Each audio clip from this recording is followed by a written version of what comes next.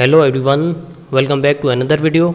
In this video I am going to show you how to remove pin from Windows 11. Let's start with the video. First of all, click on Windows icon and then click on settings. Here on the left hand side you will see a option account, so click on this option. So here within the account section you will find the option sign in option. So click on this option. After that you will see the option pin, so click on this option. So here under the pin section a small drop down menu will appear and here you will see the option remove this sign in option. So to remove pin from Windows 11 you have to click on remove button.